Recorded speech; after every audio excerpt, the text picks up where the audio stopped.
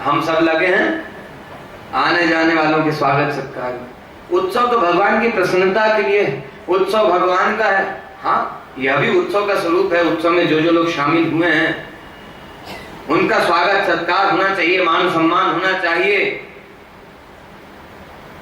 उनको अच्छे अच्छे व्यंजन बना करके भगवान को भोग लगा करके पकाए जाना चाहिए, सब करना। लेकिन ऐसा ना हो भगवान को भूल करके, भगवान को भूल करके नहीं। और अब सब जगह यही सब देखने को मिलता है। घरों में कुछ स्थिति तो ही ठीक है, अन्य जगहों पर तो उत्सव भगवान का है और आनंद अपना। भगवान के आनंद के लिए उत्सव मनाते ही नहीं। भगवान की सेवा, एक काम पूरा करना। भगवान के जन्माष्टमी का उत्सव है, खूब साज श्रृंगार करेंगे, अभिषेक करेंगे, उसके बाद करके बिठा दिया। व्यस्त हो गए किसमें? आने जाने वालों में, मिलने जुलने में। होता है ऐसा कि नहीं होता है? इसका मतलब ये नहीं कि आने जाने वालों को छोड़ देना ना। भगवान के उत्सव में शामिल हुए हैं तो उनका भी सत्कार होना चाहिए, मान सम्मान होना चाहिए, उनके प्रसाद, उनको प्रसाद पवाने की अच्छी से अच्छी, उत्तम से उत्तम व्यवस्था करना। लेकिन भगवान को छोड़ करके, भगवान को भूल करके नहीं। अर्थात भगवान की सेवा पूरी कर लीजिए और उसके बाद सारे कार्यों में लगिए, ताकि बीच में ऐसा ना हो भगवान के शयन का टाइम हो रहा है, रात को 12-1 बजे तक भगवान बैठे हुए हैं और हम उत्सव मना रहे हैं, आनंद मना रहे हैं। और अब उत्सव मनाने का स्वरूप बड़ा बिगड़ता जा रहा है। हो रहा है कि नहीं? हो रहा है ना? हम लोगों के घरों में तो भी ठीक स्थिति है, भगवान के उत्सवों को मनाने में भगवान के भजन कीर्तन गाया करते हैं, भगवान के स्तोत्रों का पाठ करते हैं। लेकिन कुछ लोग ऐसे ऐसे अभद्र संगीत बजाया करते हैं भगवान के उत्सवों में, जो सुनने योग्य नहीं है, वो भगवान के उत्सव में बजाते हैं। है? हो रहा है ना ऐसा? हो रहा है ना? जो सुनने योग्य नहीं है वो भगवान के उत्सव में गाने बजाए जाते हैं। क्यों? इन सब बातों में सुधार होना चाहिए। जहां गड़बड़ियां हैं वहां सुधार होना चाहिए। भगवान को वह सब प्रिय नहीं है। और भगवान के भजन के नाम पर भी पता नहीं क्या क्या रच रहे हैं लोग, क्या क्या बना रहे हैं। भगवान को ऐसा प्रिय नहीं है। भगवान को जो प्रिय लगे वह भगवान के लिए होना चाहिए। जो भगवान को सुनने में संगीत प्रिय लगे वह हो, भगवान के जो नाम भगवान को सुनने में प्रिय लगे वो होना चाहिए। पाने में भगवान को जो सामग्री प्रिय हो, जो पदार्थ प्रिय लगे, पाने में भगवान को वह भोग लगाना चाहिए। भगवान को पहनने में जो वस्त्र अच्छा लगे वो धारण कराना चाहिए, पहनाना चाहिए। लेकिन हम लोग अपने आनंद के अनुसार भगवान को वस्त्र धारण कराते हैं। कल बताया तो ऐसे भगवान के उत्सव में भगवान को भूला ना जाए और भगवान का उत्सव उत्सव के स्वरूप में मनाया जाए। ठीक है ना? अपने एंटरटेनमेंट के रूप में नहीं। भगवान का उत्सव मना रहे हैं, तमाम तरह के अभद्र संगीत बजाया करते हैं और अभद्र नृत्य करते हैं, डांस, बहुत अभद्र तरीके से नाचते हैं भगवान के सामने खड़े होकर। उस समय ये होश नहीं रहता कि भगवान बैठे हो तो भगवान की तरफ अपना पृष्ठ भाग ना हो, भगवान की तरफ पीठ ना हो, भगवान की तरफ पैर ना हो। जो देखते ही हैं भगवान के भजनों को गा रहे हैं, उत्सव मना रहे हैं और भगवान के आगे नाच रहे हैं, आपस में आनंदित होते हुए। ये तो कोई कोई होते हैं जो भगवान को याद करके भगवान के लिए नाचते हैं, भगवान के लिए नृत्य करते हैं। कृष्ण कन्हैया को सजा करके दूध पिला करके पलने में सुला दिया और पलना कहाँ रख दिया? आंगन में बड़ा सा छकड़ा रखा हुआ था, बैलगाड़ी, उस पे मक्खन, दही, दूध, घी इत्यादि सब रखा हुआ था। मथुरा नगर में ले जाकर के बेचने के लिए सब कुछ रखा हुआ था। उस छकड़े के नीचे रख दिया, एक तरफ एकांत में, एकांत में एक तरफ रख दिया कि इधर कोई लाला को डिस्टर्ब नहीं करेगा। क्यों? ये सब विचार घर में भी करते हैं। घर में कोई उत्सव मना रहे हैं तो भगवान को भगवान के स्थान से कहीं और शिफ्ट कर देते हैं कि उत्सव में विघ्न ना पड़े, आनंद में विघ्न ना पड़े, है ना? बोलिए, होता है कि नहीं? ये किसी किसी क्या नहीं है, लेकिन इन बातों का ध्यान रखना। सुखदेव जी कह रहे हैं, परीक्षित, जब से कृष्ण कन्हैया का अवतार हुआ, कंस के यहां बड़ी खलबली मची हुई है। क्यों? पूतना आई थी मारने के लिए, पूतना का अब तक कोई समाचार मिला नहीं। तो दैत्यों ने कहा, महाराज हमने तो कहा था आपको, हमें अपनी सेवा दीजिए, हम जाकर के आपके शत्रु का वध कर देंगे। पता लगाया तो मालूम हुआ पूतना मारी गई।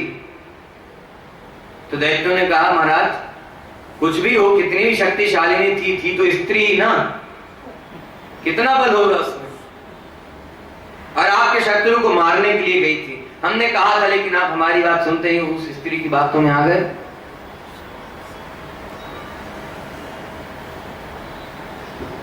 तो ये एक दैत्य शकटासुर कंस से कहा कि अब मैं जाता हूं, आपके शत्रु का वध करके ही आऊंगा। ये भी पहुंच गया सीधा वहीं, और जाकर के उस छकड़े पर सवार हुआ, दबाने लगा छकड़े को नीचे, बैलगाड़ी को नीचे दबाने लगा। इतने में कृष्ण कन्हैया की आंख खुल गई, नींद खुल गई, भूख लगी हुई है, लाला रोने लगे, किसी ने ध्यान नहीं दिया। और भगवान को भूख लगी हुई है, रोना तेज होता जा रहा है, भगवान और जोर जोर से रोने लगे, हाथ पैर हिलाने डुलाने लगे। पलने में सोए हुए थे, पलना हिलने लगा, धीरे धीरे धीरे चाल बढ़ती जा रही है पलने की, और तेज तेज झूलने लगा। और इधर से वो छकड़ा जो है, बैलगाड़ी जो है नीचे की और भगवान के नजदीक में आती जा रही है, आती जा रही है। वो जितना नजदीक आ रहा है, भगवान के पलने की चाल उतनी तेज होती जा रही है। ऐसा ही है, वो असुर दैत्य आकर के उसके ऊपर सवार हुआ था ना, कुछ भी हो भगवान के नजदीक तो जा ही रहा है। तो बताया था एक बार, भगवान की तरफ चलने का प्रयास करना, भगवान स्वयं प्रयत्न करके स्वीकार कर लेते हैं। अब किसी भी भाव से आया, भगवान की तरफ बढ़ तो रहा है, भगवान ने अपने पलने की चाल बढ़ाई और नजदीक में आया, भगवान ने चरण का स्पर्श करा दिया, छकड़ा आकाश में गया उछलता हुआ और आकर के जमीन पर गिरा। बड़ी जोर की आवाज हुई। सुखदेव जी कह रहे हैं, परीक्षित सब घबरा कर गया है भागते हुए।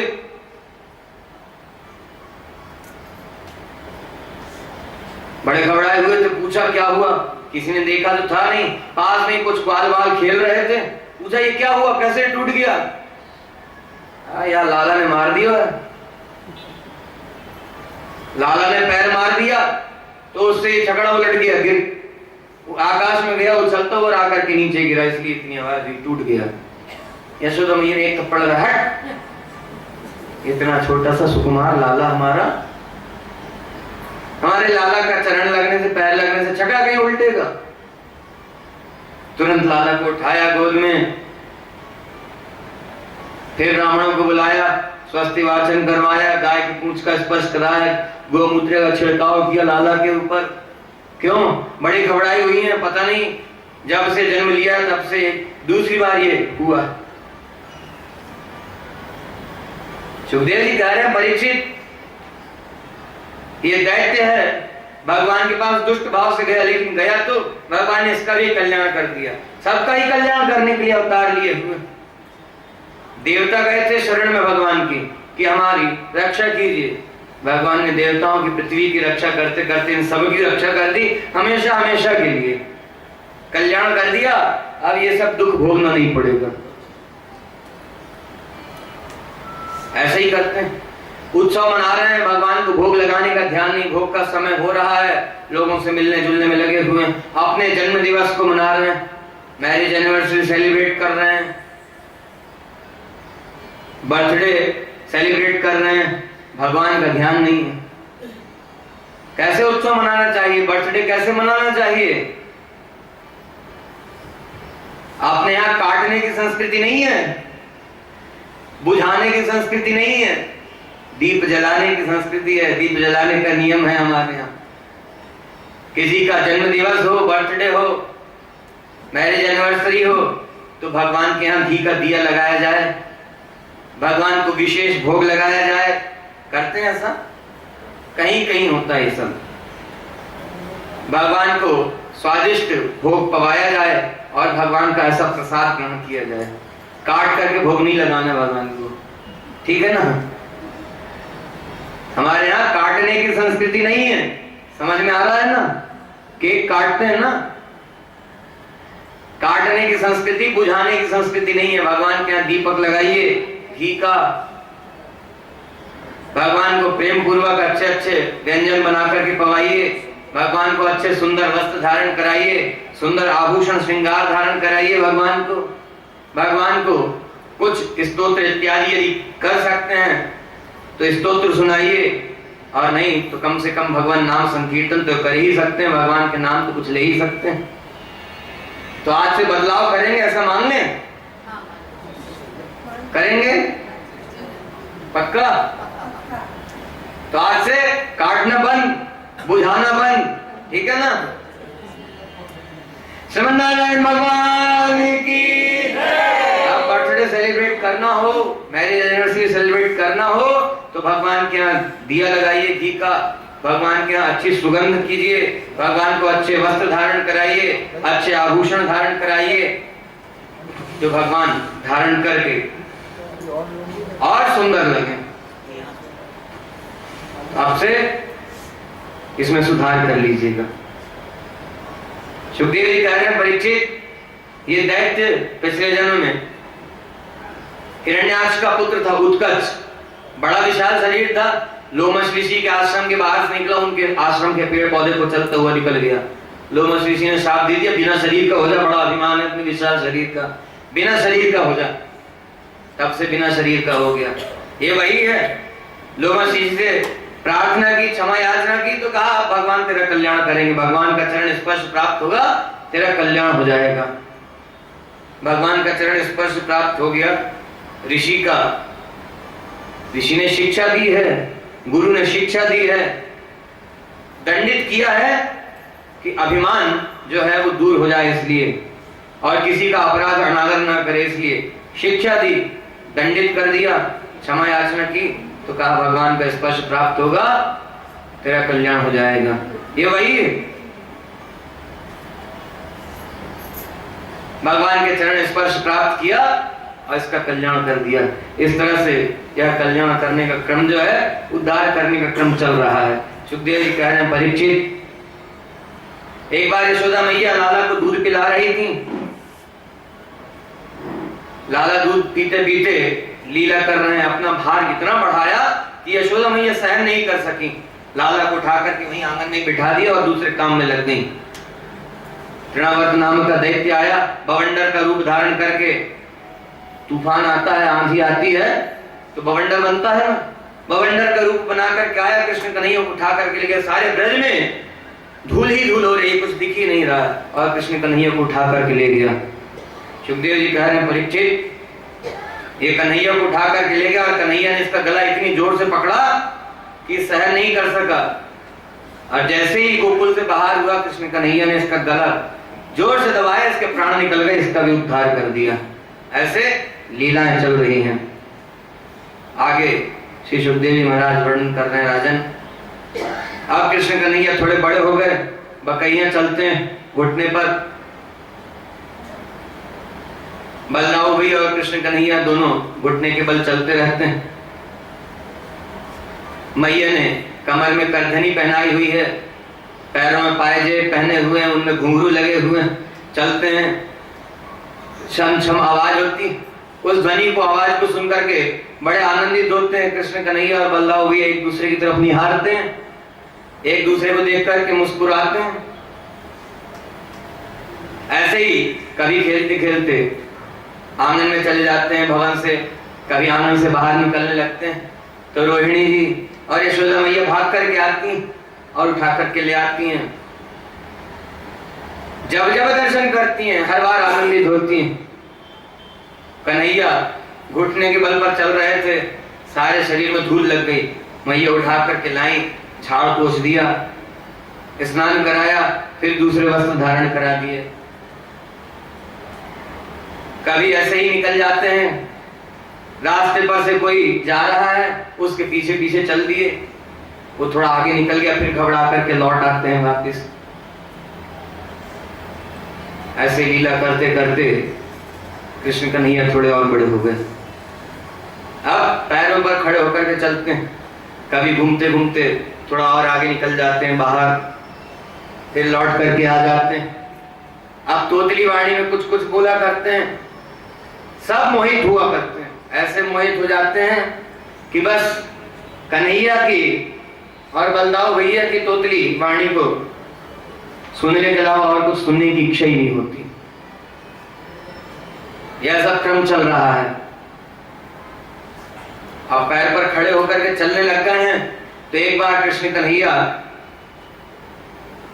अंदर भवन में थे और यशोदा मैया कहीं गई हुई थी काम से, लौट करके आई।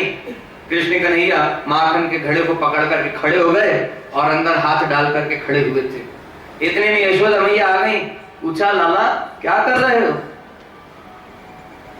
तो कृष्ण कन्हैया तो माखन पाने के लिए खड़े हुए थे, हाथ डाला ही था माखन के घड़े में, इतने में यशोदा मैया ने आवाज लगा दी, ओ लाला, अरे कृष्ण कहाँ हो?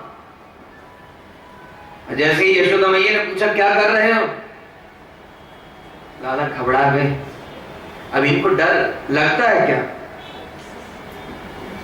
बालक बने हैं, शिशु बने हैं तो डरना भी है, डर भी लगता ही है। तो हाथ डालकर खड़े हुए माखन के घड़े में। मैया ने पूछा क्या कर रहे हो? कृष्ण कन्हैया क्या कर रहे थे?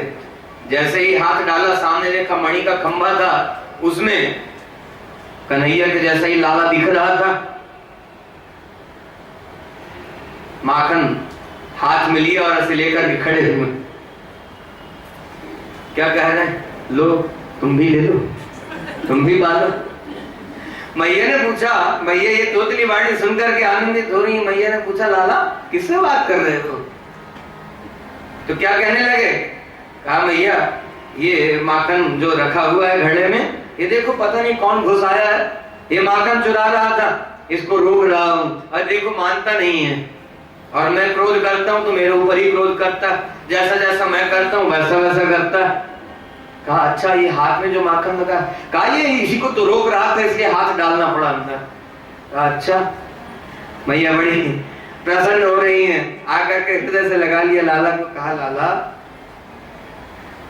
खूब लाड़ दुलार किया, आंखों से अश्रुधारा बह रही है, लेकर के आई, प्रेम से गोद में बिठाया, माखन मिश्री पवाने लगी।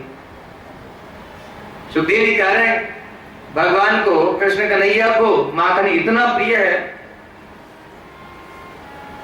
एक बार और ऐसी यशोदा मैया ने माखन चुराते हुए पकड़ लिया। यशोदा मैया कहीं गई हुई थी, लौट करके आई तो देखा कृष्ण कन्हैया हाथ डाल करके खड़े हुए। कहा लाला ये क्या कर रहे हो? माखन चुरा रहे हो? कहा ना ना भैया ये कैसे सोच लिया माखन चुरा रहा हूं? माखन नहीं चुरा रहा हूं। कहा फिर थोड़ी सी मुद्रा बदल गई, मुखाकृति बदल गई। कहा मैया तुमने तो अपने सुख के लिए हमको ये हाथ में पद्मराग मणि का कंगन बना दिया, हाथ जल रहा था इसलिए मक्खन के घड़े में डाल दिया, ठंडा लगेगा।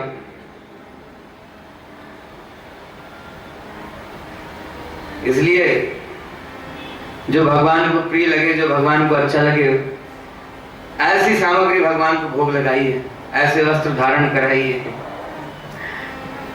कहा भगवान ने क्या कहा? कहा ये तुमको अच्छा लगता है इसलिए पद्मनाभ मणि का कंगन मुझे पहना दिया है, इसके तेज से मेरा हाथ जल रहा है इसलिए मक्खन के घड़े में डाल दिया। कहा अच्छा लगा, ठीक है। अरे बाहर जाते हैं, गोपियों के घर में भी जाते हैं, क्यों? हर कोई चाहता है कि यशोदा जी के लाला जो हैं हमारे घर में भी आए। एक बार किसी गोपी के घर में पहुंचे, वहां भी माखन चुरा कर खाया। गोपी ने देख तो लिया लेकिन दर्शन करके आनंदित हो रही है, कुछ नहीं कहा, चुपचाप देखती रही। जब कृष्ण कन्हैया लौटने लगे तब पकड़ा। कहा ये क्या हो रहा है? कहा मैया से शिकायत करेंगे। कहा कर दो। नहीं की उस दिन शिकायत। ऐसे हर गोपी के घर में जाया करते हैं माखन चुराने के लिए, कभी किसी के घर में कभी किसी के घर में। हर गोपियों की स्थिति किस तरह की है? कृष्ण कन्हैया माखन चुराने के लिए आते हैं तो हमेशा यही इच्छा करती रहती हैं कि कृष्ण कन्हैया आए माखन चुराएं। तो क्या किया, अभी तक नीचे रखा रहता था माखन, अब घड़े में माखन भर करके ऊपर टांग करके रखा हुआ है कि कृष्ण कन्हैया आएंगे माखन पाने के लिए। तो ये बड़े बड़े उपाय करके माखन चोरी किया करते हैं और इसलिए ऊपर टांग करके रखती हैं कि ऊपर टंगा रहेगा, आएंगे माखन चुराने के लिए तो थोड़ा समय अधिक लगेगा, नीचे रखा रहता तो जल्दी से पा करके चले जाते हैं। ऊपर टांग करके रखती हैं कि आएंगे तो थोड़ी देर तो हमारे घर में रहेंगे, जितनी देर तक माखन चुराने के लिए रहेंगे उतनी देर दर्शन होता रहेगा, उनका माखन पाना, उनका चलना, उनका अपने ग्वाल सखाओं से मधुर मधुर बातें करना, यह सब सुनने की, ऐसा दर्शन करने की इच्छा दिन प्रतिदिन अधिक से अधिक बढ़ती जाती है। और कभी उदाहरण देती कि मैया से शिकायत करेंगे तो लाला तो जानते हैं कितनी शिकायत करेंगी। हाँ ठीक है, कर देना, देखेंगे हम भी, कर देना शिकायत। लेकिन शिकायत करती नहीं, क्यों? क्योंकि मन में तो इच्छा है कि आए और माखन पाएं, तो दिन रात निवेदन करती रहती। और अब तो मक्खन बेचने के लिए नहीं, दही बेचने के लिए नहीं, अब तो सब कुछ कृष्ण कन्हैया के लिए। दही कृष्ण कन्हैया के लिए, माखन तैयार करके रहती हैं कृष्ण कन्हैया के लिए। और कहती हैं, क्या कहती, कृष्ण कन्हैया से कहती भी रहती हैं। सबकी यही स्थिति, कभी हमारे घर में भी आया करो माखन पाने के लिए। कन्हैया ने कहा ठीक है, कल तुम्हारे घर में पाएंगे माखन, तैयार करके रखना, अच्छा स्वादिष्ट होना चाहिए, कल तुम्हारे घर में आएंगे। ये माखन निकाल करके तैयार करके बैठी रहती हैं, बाट जोड़ती रहती हैं कि कृष्ण कन्हैया आएंगे। और कृष्ण कन्हैया क्या करते हैं, वो द्वार पर बैठी हुई है, ताकती हुई बैठी है कि कृष्ण कन्हैया आते ही होंगे उधर से, जिस रास्ते से आना उधर ही ताकती हुई बैठी हुई है। और कृष्ण कन्हैया आए और उसके सामने से ही दूसरी गोपी के घर में घुस गए, उसके पास नहीं आए। लेकिन इसकी तो इच्छा सदा यही रहती है, मन से तो इच्छा हो रही है कि कृष्ण कन्हैया आए, लेकिन ऊपर से रोष व्यक्त करती है, प्रणय रोष है, और निवेदन भी करती रहती है। ओ चित्त के चोर कान्हा है, माखन चोर कान्हा है, चित्त के चोर कान्हा है, माखन चोर कान्हा। ओ चित्त के चोर कान्हा है, माखन चोर कान्हा। ओ चित्त के चोर कान्हा है, माखन चोर। तुम बिना भी माखन चुराओ ना, जरा